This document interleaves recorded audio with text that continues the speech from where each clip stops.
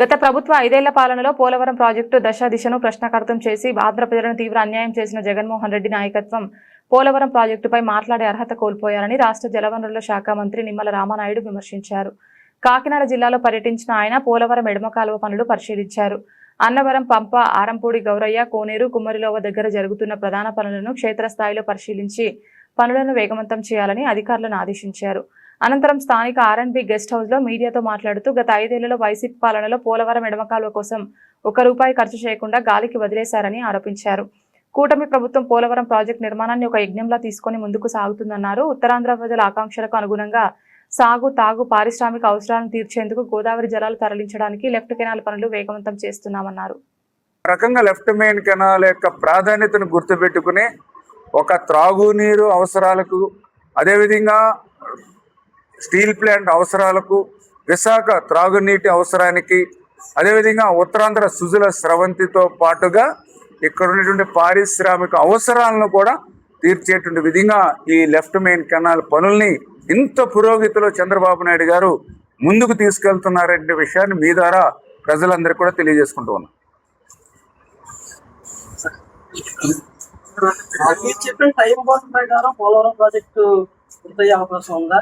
పునరావాస సమస్య కానివ్వండి, కేంద్ర సహకారం కానివ్వండి, ఏ విధంగా ఉంది ఈ ప్రాజెక్టు? పోలవరం ప్రాజెక్టు సంబంధించి మీ అందరికీ తెలుసు, ఆ రోజు 2019 సమయానికే 72% ఆ రోజు చంద్రబాబు నాయుడు గారు పూర్తి చేశారు. ప్రతి సోమవారం పోలవరం అనే పేజీ పెట్టుకుని 72% పూర్తి చేశారు 14-19లో. 19లో కనుక మళ్ళీ ప్రభుత్వం కనుక కంటిన్యూ అయ్యి ఉంటే 2020-2021 కల్లా పోలవరం పూర్తయి ఆ గోదావరి వరద జలాలు ఈరోజు మీ ప్రాంతంలో ప్రవహించి ఉండేవి. కానీ దురదృష్టం, ప్రభుత్వం మారింది, పోలవరం విధ్వంసమైంది, డయాఫ్రమాల ధ్వంసమైంది. 18 నెలలు శ్రమించి నిర్మాణం చేసినటువంటి డయాఫ్రమాల్ని జగన్మోహన్ రెడ్డి ధ్వంసం చేశాడు. 17 నెలలు అక్కడ ఏజెన్సీ లేకుండా చేశాడు. 17 నెలలు అక్కడ అధికారులు లేకుండా చేశాడు. రివర్స్ టెండరింగ్ పేరు చెప్పి 18 నెలలు కష్టపడి కట్టినటువంటి డయాఫ్రమాలు ధ్వంసం చేసి ఆ రోజు అసెంబ్లీలో 2020 డిసెంబర్ పూర్తి చేస్తా అన్నాడు, 2021 జూన్ అన్నాడు, 2021 డిసెంబర్ అన్నాడు. అంటే డయాఫ్రమాల్ 2020లోనే వచ్చిన వరదలకి నష్టపోయిందని చెప్పి ఐఐటి హైదరాబాద్ నిపుణులు చెప్తే అసలు డయాఫ్రమాల్ ఉందో లేదో కూడా తెలియనిటువంటి స్థితిలో ఆ రోజు ముఖ్యమంత్రి అసెంబ్లీలో ప్రకటన చేసినటువంటి పరిస్థితి మనందరికీ. ఆఖరికి ఆ డయాఫ్రమాల్ పోయిందని తెలుసుకుని ఈ యొక్క పోలవరం ప్రాజెక్ట్ ఎప్పుడు పూర్తవుతుందో మేము చెప్పలేము, పోలవరం ఎవరికీ అర్థం కాదు, ఎందుకంటే నాకే అర్థం కాలేదని ఆ రోజునటువంటి అంబటి రాంబాబు గారు చెప్పి, అంటే ఆ రకంగా పోలవరాన్ని ప్రశ్నార్థకం చేసేసారు. ఆ రోజు పోలవరం ఇంకా పూర్తవుతుంది అనేటువంటి ఆశలు కూడా వదులుకున్నారు ప్రజలు. పోలవరం అంటే ఒక కలగానే మిగిలిపోతుంది అనుకున్నారు ప్రజలు వాళ్ళ 5 సంవత్సరాల పరిపాలనలో. అటువంటి పోలవరాన్ని ఈరోజు రేపు 2027 కల్లా పూర్తి చేస్తామని ఈరోజు చంద్రబాబు నాయుడు గారు చెప్తూ ఉన్నారు. ఆ లక్ష్యానికి అనుగుణంగానే వీళ్ళ పనులు జరుగుతూ ఉన్నాయి.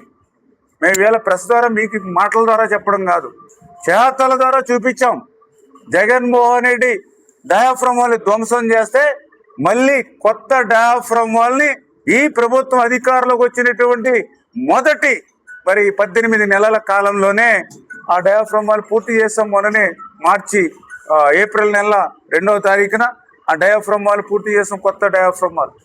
అదేవిధంగా గ్యాప్ 1, గ్యాప్ 2కు సంబంధించినటువంటి ఈసీఆర్ఎఫ్ మెయిన్ డ్యామ్ ఏదైతే ఉందో ఆ పనులు కూడా పూర్తవుతున్నాయి. ఖచ్చితంగా రేపు 2027 కల్లా పోలవరం పూర్తవుతుంది. పోలవరం వరద జలాలు ఇటు ఉత్తరాంధ్రకు అటు రాయలసీమకు తీసుకెళ్లేటువంటి బాధ్యత ఈ కూటమి ప్రభుత్వం తీసుకుంటుందనే విషయాన్ని కూడా మరి సందర్భంగా తెలియజేసుకుంటూ, అదేవిధంగా నిర్వాసితులు కూడా మోసం చేశాడు జగన్మోహన్ రెడ్డి 5 సంవత్సరాల పాలనలో.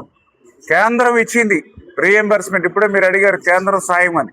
అంటే డబుల్ ఇంజిన్ సర్కారు ఉంటే ఎటువంటి ఫలితాలు వస్తాయో ఈరోజు ఇటువంటి వెంటిలేటర్ మీద ఆర్థిక పరిస్థితి ఉన్నా కూడా ఈరోజు ఒక పరిపాలన దక్షత ఉన్న వ్యక్తి ముఖ్యమంత్రిగా, ఆయనకు కొండంత అండగా పవన్ కళ్యాణ్ గారు, వీరిద్దరికీ తోడుగా నరేంద్ర మోడీ గారు, ఒక డబుల్ ఇంజిన్ సర్కార్ ఉంది కాబట్టి ఈరోజు ఆర్థిక స్థితిని అధిగమించి పనులను మనం ముందుకు తీసుకెళ్తూ ఉన్నాం. గత 5 సంవత్సరాల వైసీపీ పాలనలో కేంద్రం రీఎంబర్స్మెంట్ చేసింది పోలవరం ప్రాజెక్టుకి. ఎందుకంటే 14-19లో కేంద్రం ఇచ్చేటువంటి నిధుల కోసం ఎదురు చూడకుండా ఆ రోజు రాష్ట్రమే నిధులు ఖర్చు పెడితే ఆ నిధులు 1924లో 3,880 కోట్ల రూపాయలు రాష్ట్రానికి రీఎంబర్స్మెంట్ ఇస్తే ఆ పోలవరం నిమిత్తం కేంద్రం ఇచ్చినటువంటి రీఎంబర్స్మెంట్ నిధులు కూడా దారి మళ్లించాడు జగన్మోహన్ రెడ్డి. అవి పోలవరం ఖర్చు పెట్టడానికి చేతులు రాలా, వాటిని పోలవరం నిర్వాసితులు ఇవ్వడానికి చేతులు రాలా. అంటే పోలవరం రీఎంబర్స్మెంట్ ఇచ్చినటువంటి డబ్బులను కూడా మరి చేతులు మార్చి డైవర్ట్ చేసినటువంటి వ్యక్తికి ఈవేళ పోలవరం గురించి కానీ, పోలవరం లెఫ్ట్ మెయిన్ కెనాల్ గురించి కానీ, ఉత్తరాంధ్ర రాయలసీమ గురించి కానీ మాట్లాడే అర్హత ఈరోజు జగన్మోహన్ రెడ్డి కోల్పోయాడనే విషయాన్ని కూడా మీ